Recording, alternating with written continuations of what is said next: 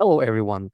Javier Ariza, a clinical psychologist, and welcome back to another episode of my podcast, A Cool Psychologist. Today, I'm going to talk to you about something that we all deal with: procrastination. You know, that invisible resistance that shows up right when we need to start something important. Suddenly, we're cleaning the fridge, scrolling through our phone, or reorganizing that bookshelf we've ignored for months. And yet, it's not because we're lazy. That's one of the biggest misconceptions. Okay. And I really want to clear that up today. Procrastination is not a character flaw. Listen to this. It's not a character flaw, it's a coping mechanism. It's what the brain does when it's overwhelmed, anxious, or emotionally uncertain. So here's the difference: laziness is the absence of desire to act. It's when you genuinely don't really want to do something, okay? And you're indifferent to the outcome. There is no internal tension, no guilt, no anxiety. You just don't care. That's laziness, right? Procrastination, on the other hand, is full of tension. You do care about the task, you want to do it, but you can't seem to start. There's conflict between intention and action. That inner conflict is emotional, not moral.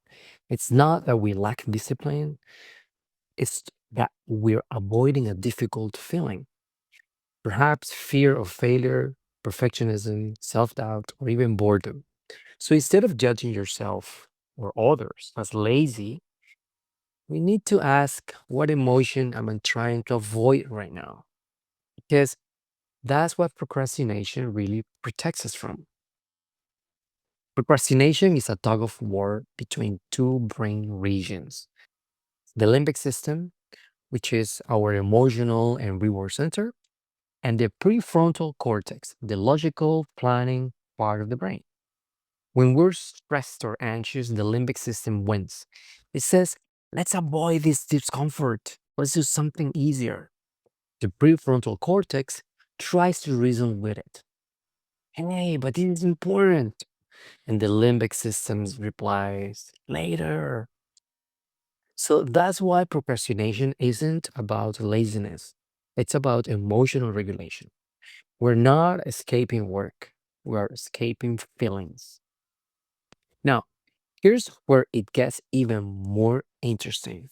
Motivation is neurochemical. It depends on the balance of four main neurotransmitters. And I'm sure you have heard about this: dopamine, which fuels anticipation and reward, it's what makes you want to start.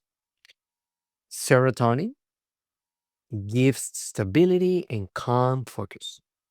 Norepinephrine increases alertness and helps you concentrate.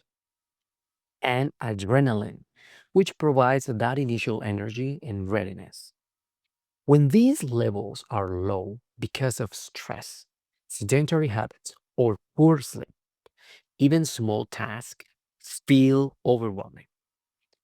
But when we move our bodies, we boost all four. Okay?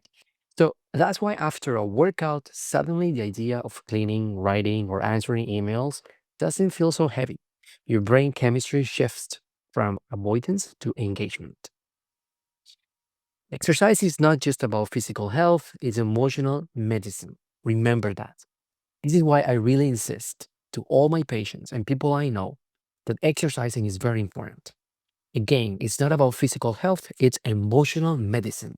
Remember that. Emotional medicine. You move, you regulate your neurochemistry. You literally tell your brain, hey, it's safe to take action. Even short bouts, 10 minutes of walking, stretching, dancing, and increase dopamine and serotonin levels. And once those systems light up, you your prefrontal cortex comes back online, making it easier to make decisions and follow through. So the next time you feel stuck, don't force yourself to start the task right away. Move your body first. Movement shifts the motion faster than logic can. It wakes up the circuits of motivation. All right. So here's how to bring this into daily life. Number one, move before focus. Treat physical movement as your start ritual, right? So 10 minutes of activity can flip the mental switch. Number two, reward yourself with motion. So let's say that after 25 minutes of work, you're going to stretch or walk. You could just commit to that. Make that as a promise. I'm going to work for the next 25 minutes. And then after this, I'm going to get my reward, which is a stretch or a walk, right? Number three, micro movements. Sometimes between tasks, you can stand, you can breathe, stretch. Your body keeps your mind sharp. Now, there's something also super important here, and it's having self compassion and realism. So remember this, you will always procrastinate sometimes, and that's okay. The goal isn't perfection, it's understanding. When you catch yourself postponing something, don't label it as failure, label it as information. Your mind is saying, I'm overwhelmed. Be kind to yourself. Ask, what small step could I take right now? Sometimes just getting up or walking or taking a deep breath is enough to restart the system. And remember, action doesn't come after motivation. Motivation comes after action. The chemistry follows the movement. So here's the takeaway. Procrastination is not laziness. It's a sign that your brain and body are out of sync, that your emotional system needs regulation, not judgment.